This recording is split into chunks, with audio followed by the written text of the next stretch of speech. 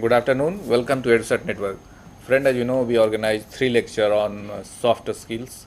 Today we have the last lecture. In the last 2 lectures, we discussed about the communication skill, presentation skill, and grooming skills. Today we will focus about how you perform better in the organization if you join somewhere.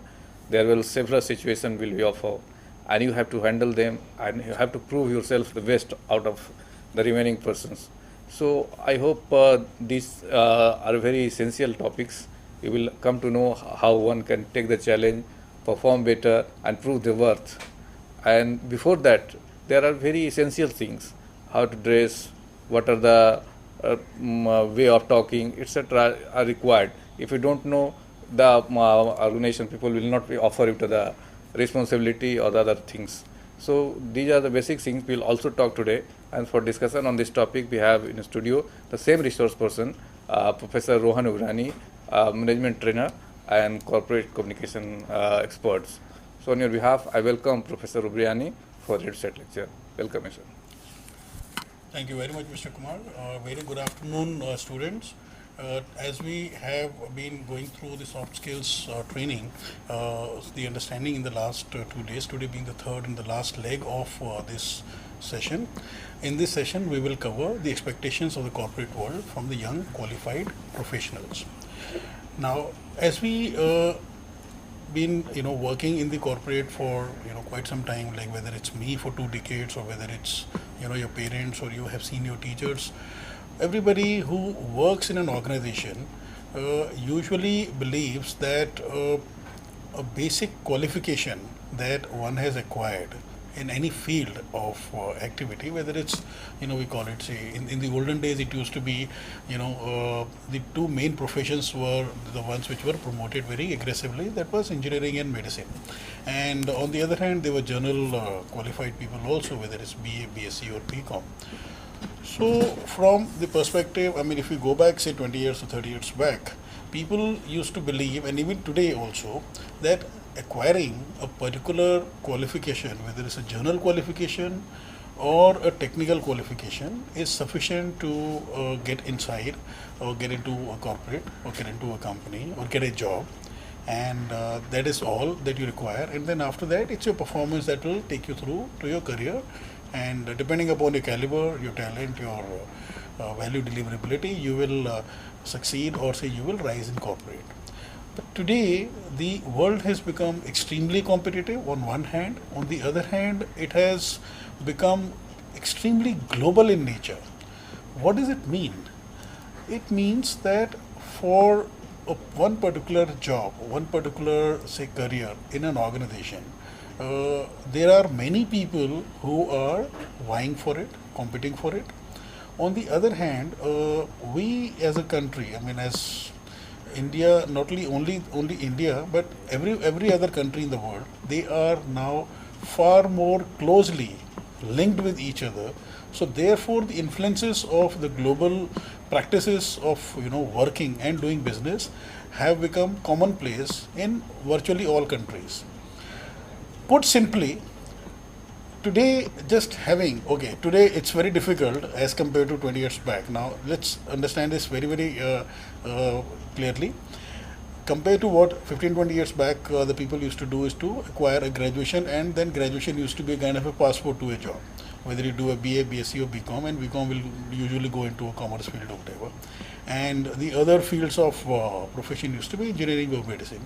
Some people used to go for CE also. There were very limited options. So, and therefore not many people were also working, and not the populations were not so large, and the business and the GDPs of the nations were also very small. Today, a basic graduation is absolutely sure that you will not get a job. You need to do a post-graduation, and that also in a technical field. So today things have moved further compared to the last 2 decades, but that impressions remain more or less the same, which we need to correct as the time goes, that having just an MBA degree or a BE degree or a BTech degree or an MBBS degree is going to take you forward in your career. The answer is no. That is why my first slide is very clear on what this session is going to be all about, and this is what I have put it upfront in the very beginning of my session today, is that what are the contemporary expectations of a corporate in addition to requisite professional qualifications required, as the company says, the basic qualifications that you must have in order to be eligible for a particular job, like MBA, B or BTech, MCA, MTech, or whatever. A progressive corporate meaning the corporate which is ambitious to grow and grow fast and connect globally, it expects two types of additional skills and traits from young qualified professionals. People who are beginning their careers, as they look forward to joining a corporate and making it big, creating a great career, having a global career from that perspective, you require two sets of skills and traits. One are essential skills and traits to perform well and grow normally. It means that the essential skills and traits that are required, we will explain, as the slides go by, that essential skills and traits are necessary along with your qualification, along with your professional qualification. They are necessary to perform well and grow normally, which means survive in the company, hold on to your job, but it is no guarantee that you will grow well. But the additional set of skills and traits, which are desirable skills and traits, in order to excel and grow rapidly as compared with your other competing colleagues within the company, within the industry, and suppose there are say 10 companies in the automobile sector, and all 10 companies acquired say 10 people each, 10 automobile engineers each. So there are 100 people working in those 10 companies as automobile engineers at the entry level. Now only one will become a CEO of a company. The other 9 will remain either at the senior levels or middle level, or they move into the other industries. So it is these essential skills and traits plus desirable skills and traits which will ensure that you move up and you excel and grow rapidly. We'll see all of them one by one.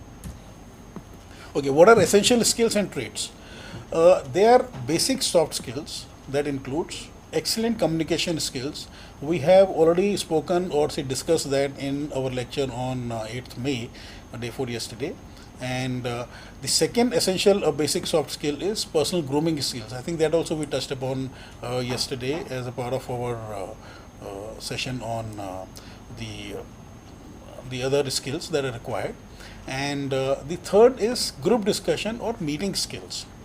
And the fourth one is the personal interview skills. See, everybody believes that they know how to speak. I think that is what we covered yesterday also, and we also have opinions about the people whom we say that he doesn't know how to speak well, or he doesn't know what he talks about. He talks through the hat or something like that. So therefore, it is better to, as we discussed yesterday also, that it's better to recheck with the people around you whether you are good at a particular speaking skill or not.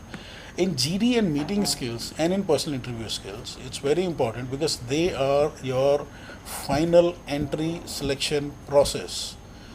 You may have a great academic record in terms of your marks or grades and the other activities that you have done at your school, college, or post graduation level, and you may have done well in the written exam or in the first 2-3 sets of selections, but your final frontier is your GDN interview, and what they assess in these we'll see one by one in all these skills.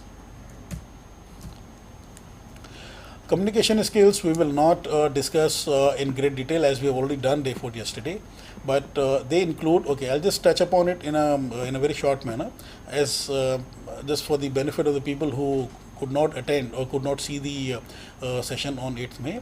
Communication skills basically include speaking skills, listening skills, writing skills, body language skills, and reading skills.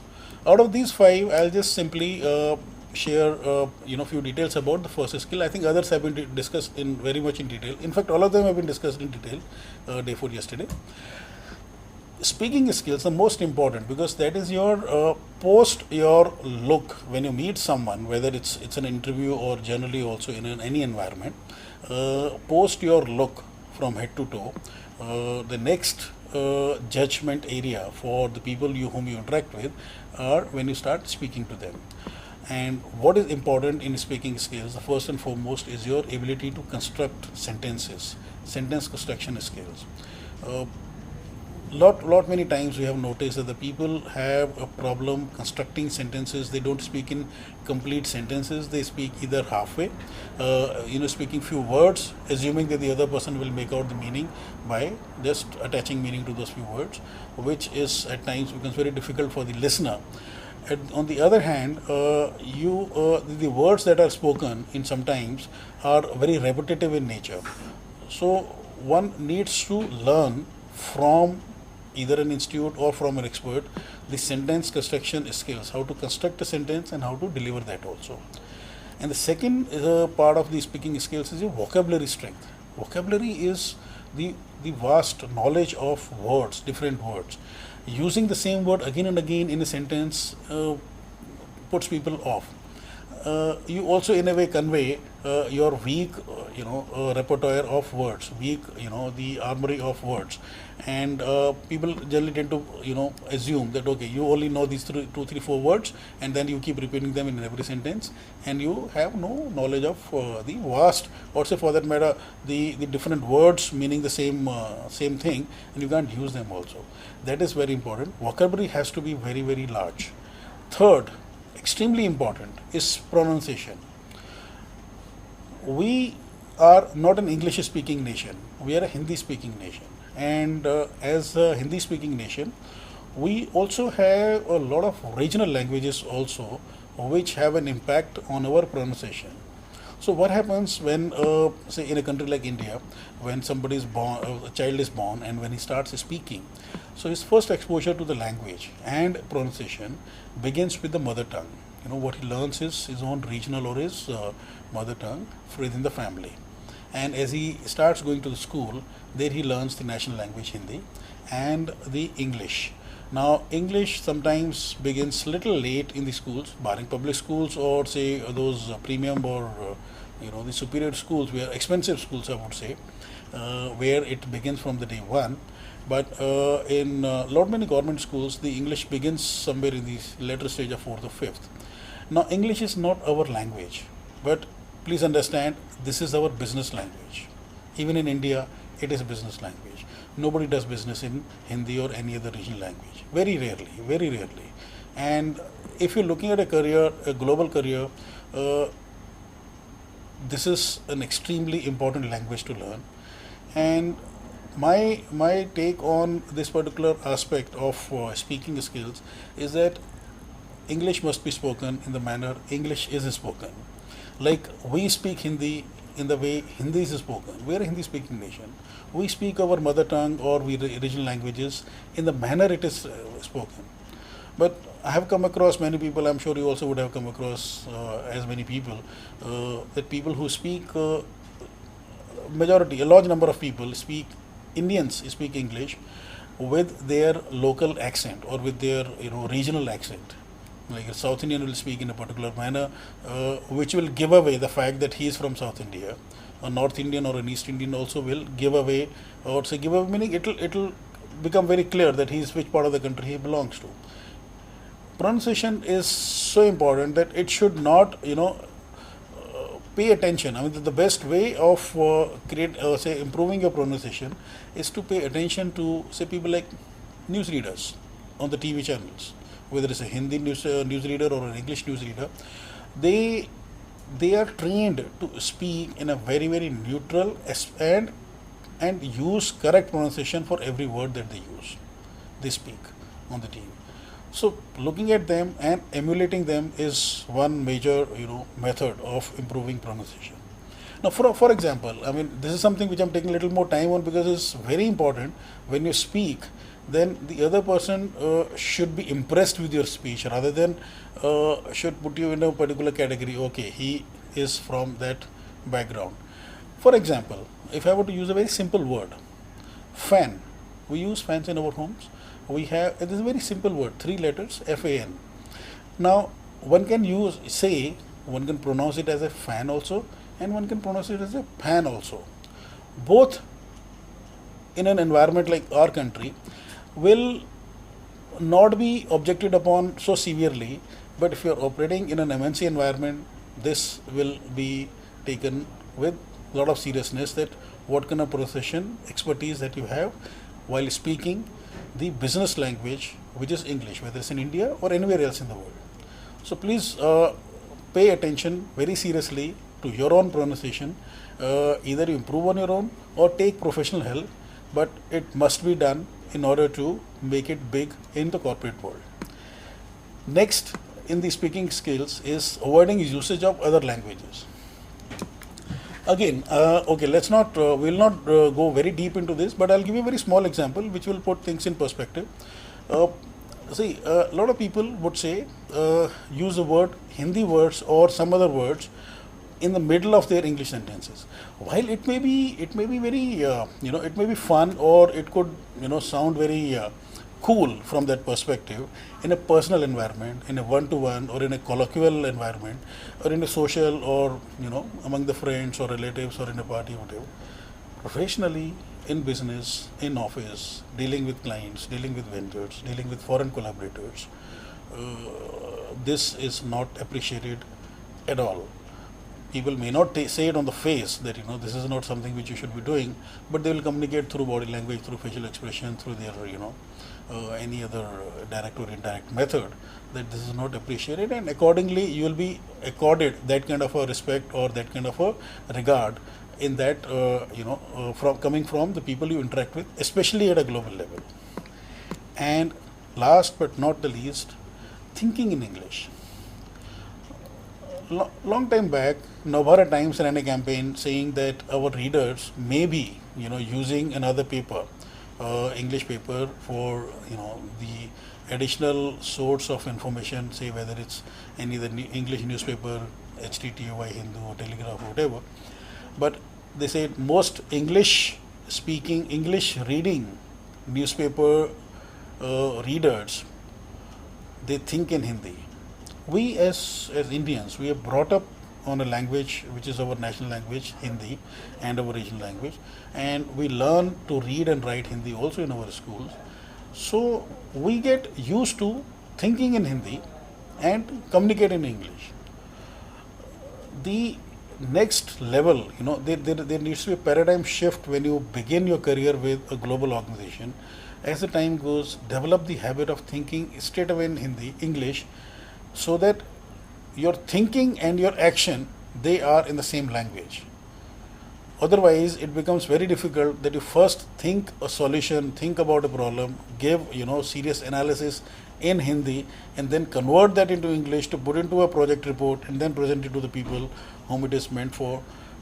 It becomes quite tedious as the time goes, and as you become senior, that the time available to you is much less, and you are expected to think in English and deliver in English. Okay. The second skill that is required, the essential skill, is personal grooming skills. I think we have discussed that to a certain extent in the session yesterday. We will touch upon it again in a very edited manner. That this is grooming skills pertains to primarily your look from head to toe. You need not look like a film star. You need not wear major say face enhancing features, or the caps or the earrings or whatever the face God has given, whatever the body that the God has given us, we just present it decently and professionally to the people we interact with, and not try to do something with our look which attracts unnecessary attention, and it is just acceptable, makes people comfortable around you. In that regard, say for example, usually in a corporate environment, what is expected, whether you go for a GD or interview or whether you start working, your clothes and your look should be subtle and subdued. It shouldn't be too loud, it shouldn't be too garish, it shouldn't be too fashionable that it by itself it becomes a point to discuss, which is a waste of time for the people working in that organization also, and this takes away the attention from the focus on the business for which that office or that organization is set up for.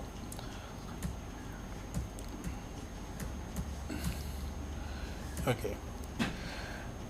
Next skill that we'll talk about will be the group discussion or meeting skills. Now, I have noticed in lot many environments, I have seen group discussion in many environments. Like when I was a student, I have seen people from my class during my MBA days go into the group discussion with a certain mindset. And then when we went for, I mean, that was at the time of selection. I mean, in going into the management institutes before we start studying MBA. So a selection tool for MBA, some MBA institute is a group discussion followed by personal interview also. Then you study for 2 years, and then after that the companies come to the campus for campus interviews, and where apart from your academics or your basic written test or whatever that they do, they the selection process also includes, you know, it's basically screening processes. And some people will be screened out at academic record level, some will be screened out at say written test level, and then the GD level is also another screening out method of selection. So people go into group discussion there also. There are some people who take training into that and some don't. And then you also look at, I mean, the group discussion as in some other environment when you work in a company and a meeting takes place. I don't know whether at any given point of time, I mean, in the last 23 years that I've been working, and I began my career in 88, in 86 to 88 when I was doing my MBA, I haven't seen anybody explaining to any student or any candidate sitting for GD that group discussion is basically a simulation of a company meeting. What does it mean? It means when a company conducts a group discussion as a method of selecting students, they will make 10 or 12 students sit together, they'll give a topic, and they'll give 20 minutes for it to be discussed. And then there'll be 2 or 3 judges who will judge that entire group discussion being held by those 10 or 12 people. Now, largely one has seen that it becomes a fish market. People are trying to shout each other down, people are repeating things over and over again, people are just trying to dominate the other candidates and try to speak for the maximum period of time, even if it means repeating the same point over and over again. Why would a company need such people who do not allow a group discussion to take place in the first place? What company is looking for, the objective of conducting GD, is to see how these people will perform or they will participate in a real company meeting when a company meeting takes place. A meeting takes place for either solving a problem. Why would a company hold a meeting and waste its time? A meeting is held inside a company or inside an organization to either solve a problem on hand which has come currently, or find ways, strategize, create strategies for exploiting a new opportunity which has now become present. So, for example, when telecom policy was open to the private players, many companies called the meetings of the senior managers and discussed that whether we should apply for a telecom license or not. There are a lot of people who, I mean, before telecom industry was open to the private players, we had only MTNL and BSNL operating in the country. So, post the opening of that policy, a lot of companies held meetings to discuss among the senior managers that whether we should apply for this and what are the stakes involved, how much money involved, and what chances of success we have. That is the point they called the meetings inside the company to discuss, and some companies decided to go ahead with applying and some companies decided not to go ahead with applying, depending upon what was discussed and what were their strengths and what were the reasons for going ahead and what were the reasons of not going ahead. But either way, a meeting is held for a serious reason, either to solve problems or to exploit an opportunity. And I have seen in most GDs, it becomes a virtual dogfight where people are just shouting at each other, they're demonstrating, power to shout people down, dominate others, keep pushing their points repeatedly. And I have also seen that in such cases, the companies who have come for selection, they will reject all 10 or 12 participants in the group discussion, very disgustingly understanding that they don't know how to hold a group discussion. A discussion, it does not mean arguing, and not allowing other people to speak. It means that you should, if you have a point of view, present the point of view and relax. Sit back and let others people talk. Let everybody contribute to the problem. Let everybody give his own strategy to exploit. Let everybody tell everybody else that whether it's the right thing to do to go ahead into a particular industry or not to do that. Let everybody contribute. The time is a great resource for a company for which people are paid salaries for. So GDs should always be considered as the opportunity to display your ability to solve a problem, or give your talented or smart views about an opportunity or about a solution. It is not something to win. It is something to participate. Very important, and this should take you forward when you join a company and you actually sit in a real meeting. Those skills will be very important and they'll come into play, and let people be impressed with your ability to participate positively and constructively. Okay, next one is your personal interview skills. This is also something I have noticed that a lot of people don't prepare for.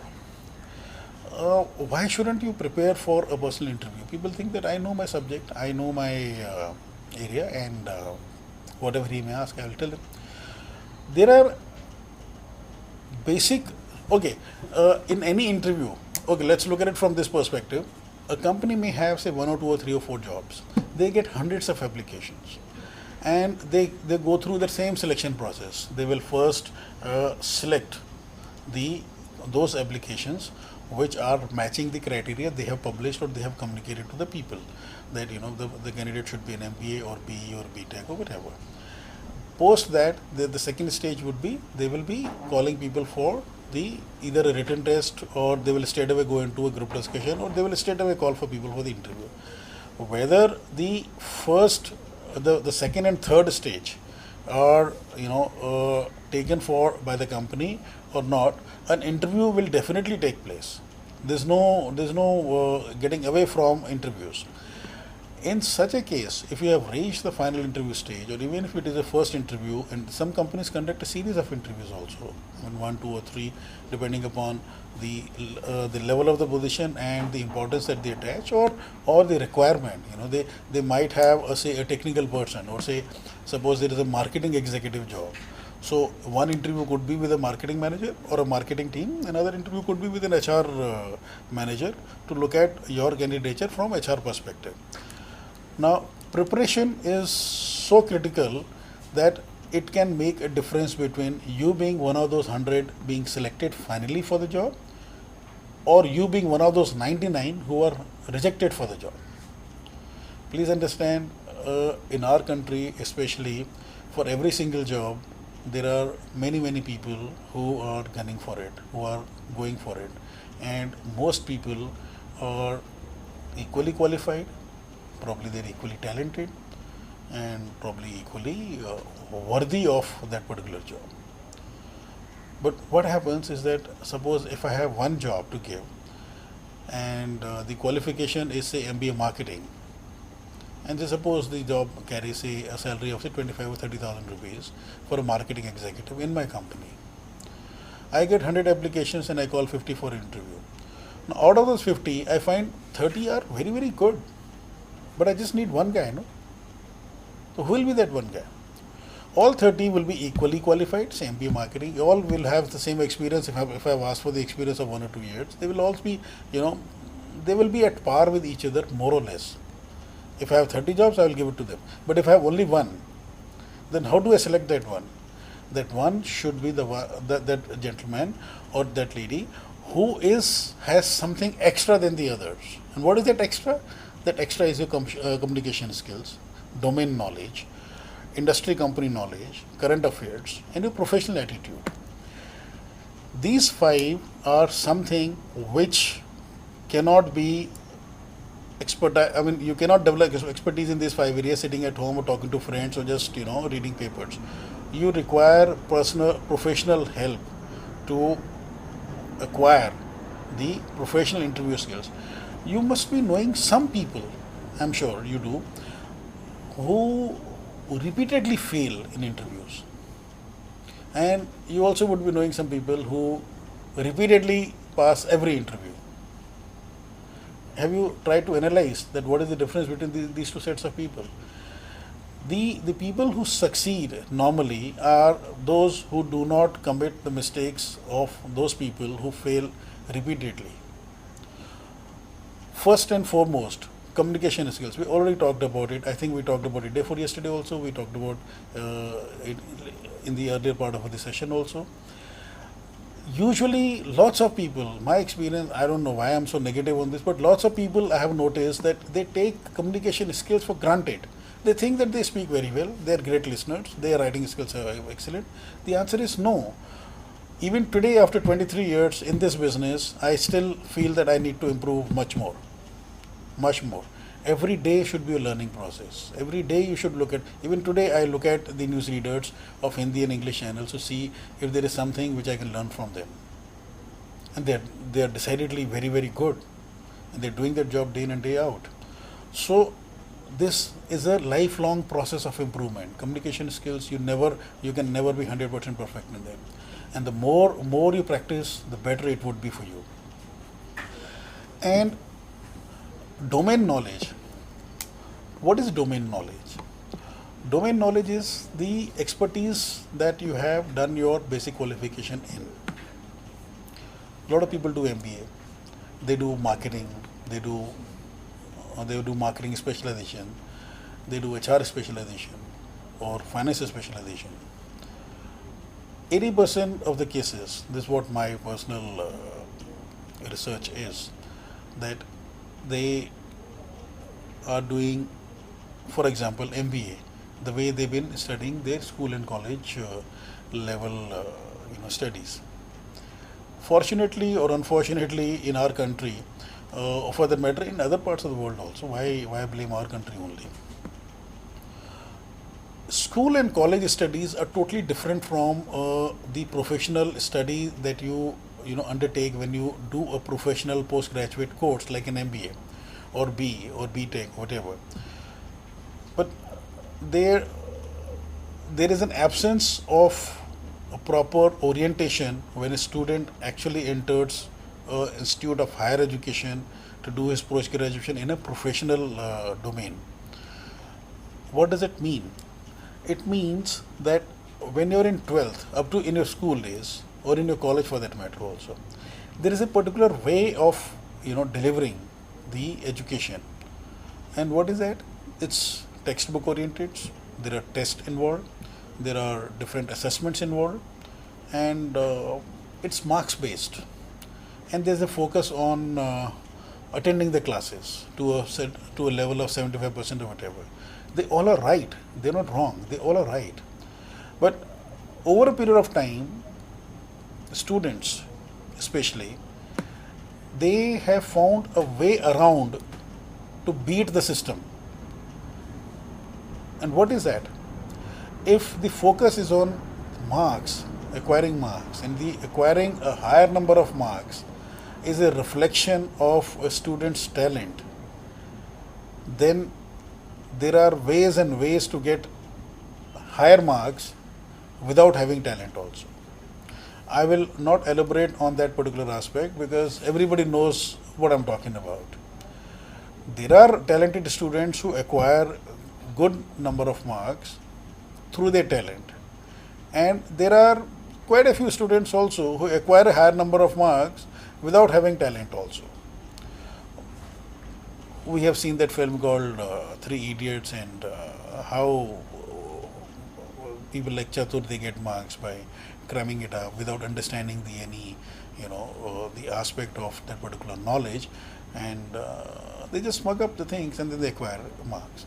Up to graduation level, I personally believe this system of being marks focused and getting those marks without having talent is to a certain extent is tolerable. It is being tolerated, and since till graduation it doesn't really matter so much, because today with simple graduation you can't get a job in this country, or for that matter in the whole world. you need to have a professional postgraduate qualification. So the moment a student enters an institute of higher learning for acquiring a professional qualification, a postgraduate qualification in a professional domain like an MBA, marketing, finance, or HR, or say engineering or medicine, there must be an orientation for about a month or so, telling him that this is now a different field altogether, and what you have done in the school or college is one system. Now the system changes here, and I also go to a few management institutes and teach my subjects of advertising and brand management marketing. And the first thing that I tell anywhere when I meet new students, I tell them one thing very simply, that in school or college, a faculty takes your class, but at a post-graduation level like this, you take faculty's class. It's just reversed. And how do you take a faculty's class? You can take a faculty's class when you come prepared to the class. You study that subject or study that particular lecture. You are told that this particular, say, advertising management or brand management or marketing management will be covered in the next 40 hours. It will be covered in 40 hours, spread over, say, 3 months. Every say week you will have, say, 8 hours or something like that. So you know that which session will be covering what particular aspect or topic of that particular subject. You prepare so well at home that you come to the class and ask questions, participate in the discussion. I love students challenging me on my knowledge. I want them to rip me apart on that particular topic. It doesn't happen. In most cases, it doesn't happen. That the habit of spoon feeding continues. They keep talking about that you give us the notes or they give us the marks. Not that.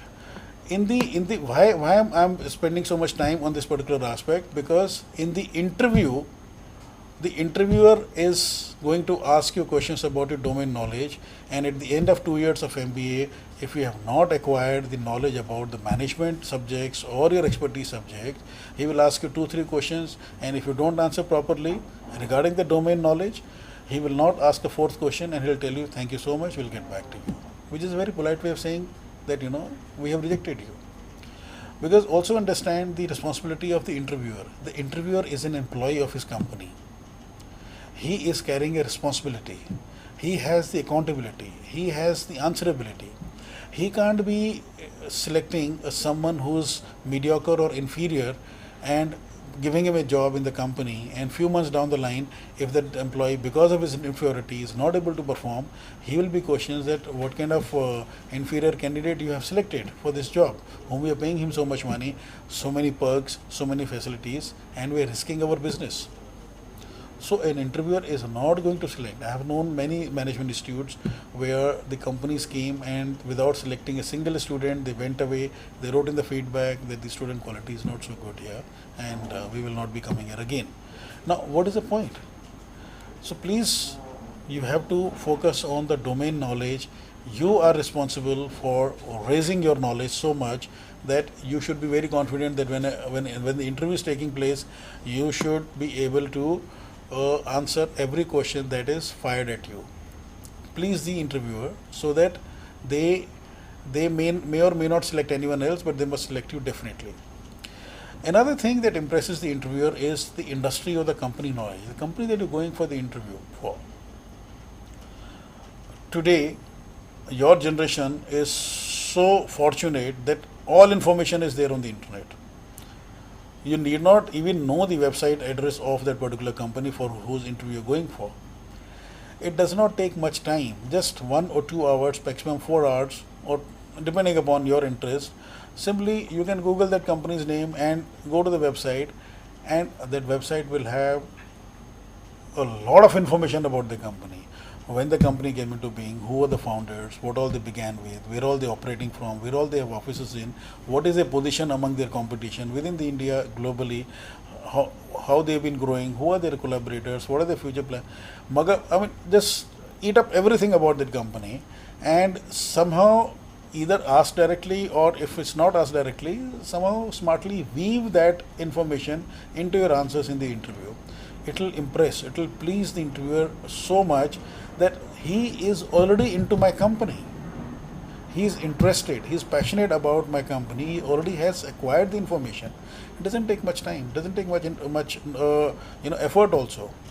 And if you want to still go a step further, not only about the company that you're going for the interview for, that you acquire the knowledge, you acquire the knowledge of the industry that company operates in, acquire the knowledge about its competitors within that industry, so that you have a holistic view of where this company stands and what is its future and where is it going. I mean, if it's whether it's a leading company in the industry of say 10 companies, or whether it's number 2 or 3 or 4 or 5, or it's at the bottom of the pack. There are 13 telecom players in say Delhi NCR circle, including Airtel Vodafone, and the Airtel Vodafone will be sitting at the top of the pack. And there are a few companies, telecom companies, which probably a lot of people in the country may not have heard of. They must be operating at the bottom of the entire list of 13 players. Now, if you're going for a say interview in a telecom company, and if you happen to be whichever area that you belong to, you just tell the interviewer that okay, this is what the industry I understand, and these are the companies, and this is where they stand. This is number one, this is number two, and this is the market shares. That is going to please them so much. They may or may not be a part of the interview questions, but somehow smartly weave it into them, display that knowledge. It shows your interest, your passion for that company, and also shows that okay, this is how you're going to work in the company. Whatever work you're given, you're going to do your homework well. You're going to work hard and acquire information and base your performance on that acquisition of the knowledge. And then it also reflects that you like to remain updated on the industry that you work within. Unless you update yourself on a daily basis, hourly basis, minute to minute basis, the chances of survival are very, very low. Today, there are lot many things are happening in every industry on an hourly basis. You can't avoid updating your information on say daily basis, if not hourly basis. It's extremely competitive, and lack of knowledge can put you behind many people. In fact, it can have a great bearing on your survival within that industry or within that company also. Very important, industry company knowledge updated at all times. And fourth aspect of in a personal interview is the current affairs. Do you read newspapers? Any newspaper, whether it's a journal newspaper like TOI or HT, or say a financial paper like Economic Times or Mint or Financial Express? They have to be read. A lot of people find newspaper reading very boring. They find business channels very boring. Can't afford to avoid them. You may not read the whole paper from end to end. Read up every single word printed on that piece of paper, on that newspaper. At least the front page, at least the headlines, on a daily basis and regularly. Can't avoid it in these competitive times. In any interview, however technical it may be, the current affairs questions will form about 25% of all questions asked. They want to see, like in one interview, I will not name, give the names of the people or the company or the institute where it happened. A very big company, a very leading Indian company with global businesses, they came to a very reputed institute in NCR for campus interviews, and they, in those days, this I'm talking about 4 years back, in 2008 or something, when the Dubai crisis took place, and they had a lot of stakes in Gulf in terms of their offices or company. The company was under so much of stress that the people and their businesses or their investments were in a major jeopardy, and they thought that and they came with a package of 12 lakhs a year, giving ₹1 lakh a salary per month to those students. And one of the questions they asked, whether the first question or second question, they asked that what is the Dubai crisis, and anybody who said I don't know, he was not asked the second question. And those students were sitting in that interview with so-called complete preparedness. Okay, if he's asked me this, if he asks me about marketing, if he asks me about finance, I'll tell. They were not asked any of those questions. They were asked, what is the Dubai crisis? If the answer is I don't know, thank you so much. They said, the company that you're going to join, the company which is going to give you ₹1 lakh a month, you have no idea that how that company has suffered greatly in a global crisis like this. How can you be so immune, or how can you be so impersonal about the company? That you want a job, you want the money, let the company go to hell. Is this what you're reflecting? This is exactly what was happening. They said, you don't know what's happening around.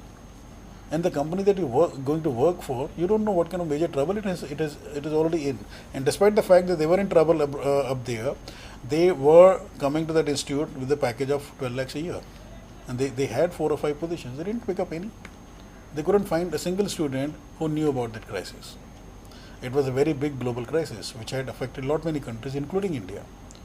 So it's very important that at least scan through the headlines, go through the front page of at least one financial paper like ET Financial Times, Mint, or any or Hindu Business Line that you can look at, or one general interest paper, HT, TOI, Express, anything. At least all newspapers will carry the important news in one form or the other. And also, it's advisable to spend at least an hour each with the business channel and with a general news channel also, just to keep yourself updated. The TV is far superior in terms of the updation of information as compared to the newspaper, because newspaper comes once in 24-hour period, and news channels will keep repeating the news around the clock, and they will be keep updating it on an hourly basis also. Whenever a new event takes place, it comes immediately on a TV. That is the beauty of this particular medium. So keeping yourself abreast with the information being given away through the TV or newspaper is extremely important. This helps a lot in the interviews. And last, again but not the least, the professional attitude. What is a professional attitude? Professional attitude is that if you ask a question and you don't know the answer, be honest and say, I don't know, but I'll find out and I'll get back to you if you can give me your contact details.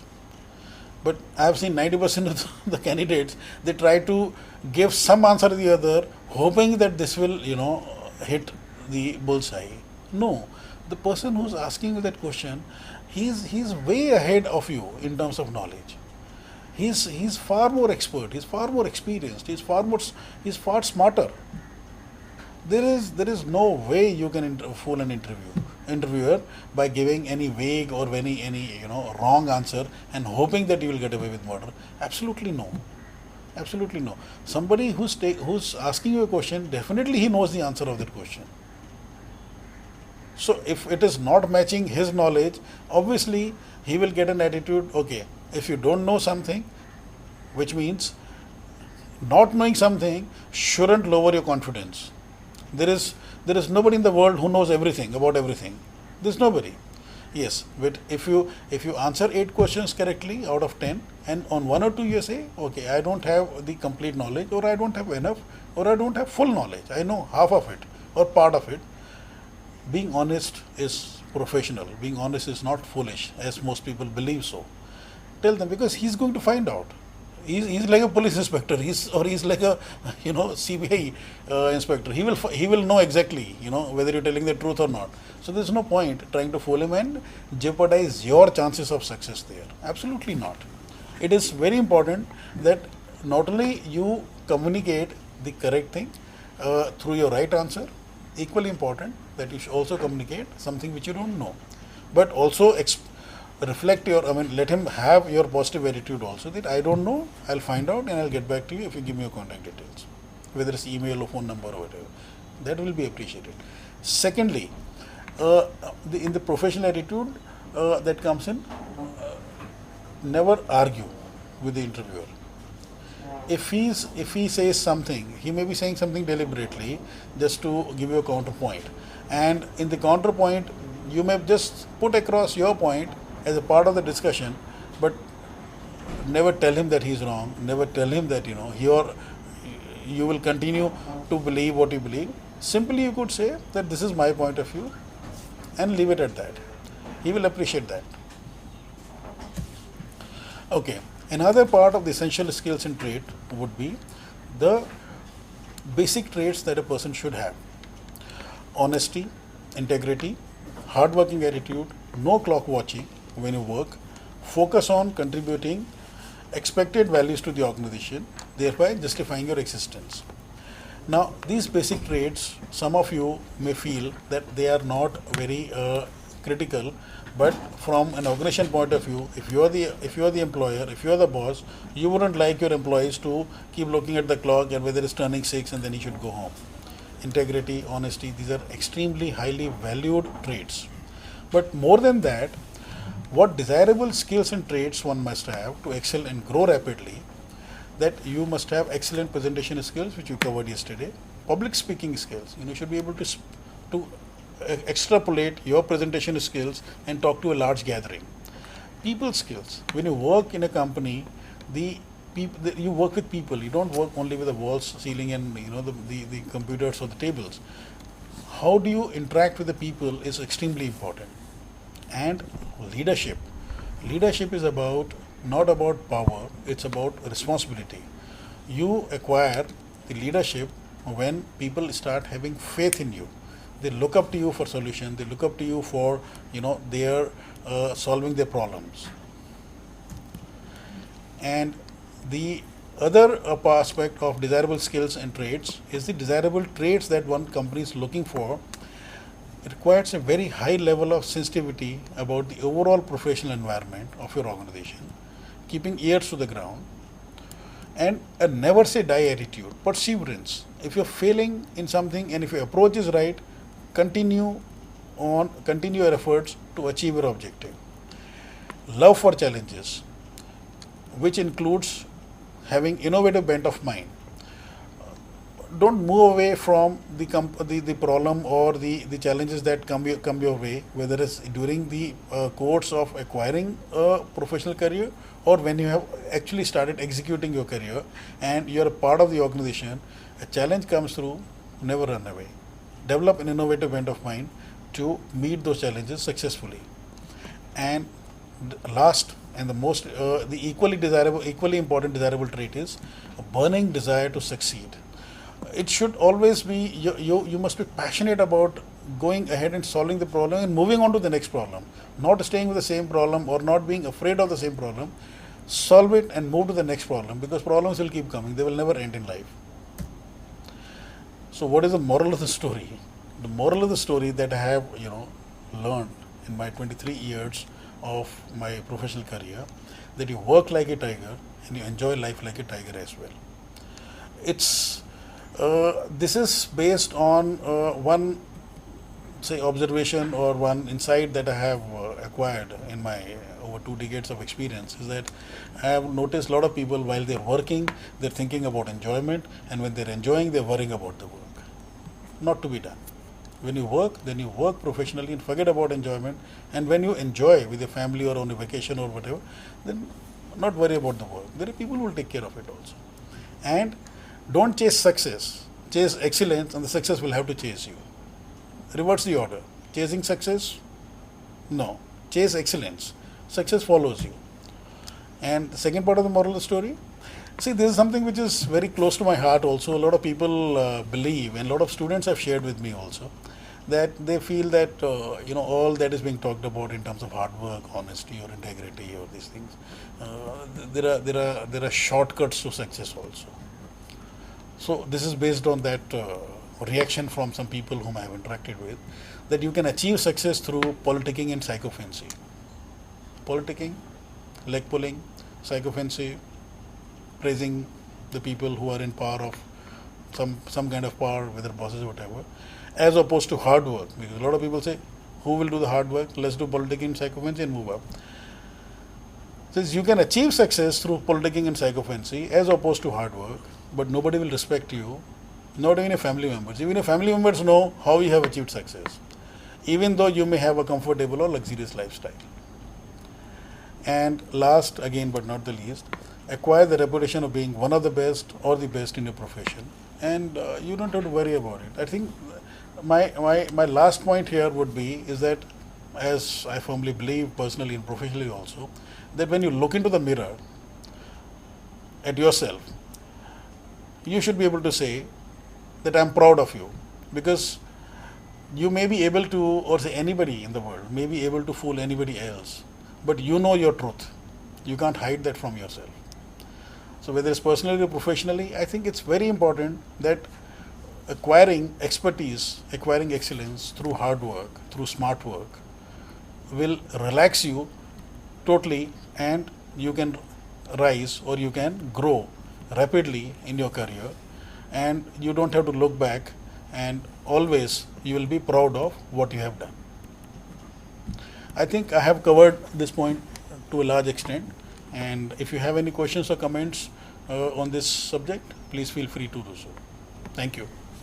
No, well, you really stated the things very clearly, and also the moral, what you want to communicate is itself reflects the essence of the teaching of what we covered in last 3 lectures, and suggest the students and make them ready for the challenges they will have in jobs or in their lives. So this is the what we wanted to do, and you did it very well. So I hope the student would have certainly benefited out of it, and will use these tricks or use this trait for the personal benefit and professional benefit in the career. So with this hope, we conclude the lecture, and I thank all of you for watching the lecture. And on your behalf, I thank Professor Rohan Ubriani for giving such a insightful lecture on softer skill. Thank you very much. Thank you.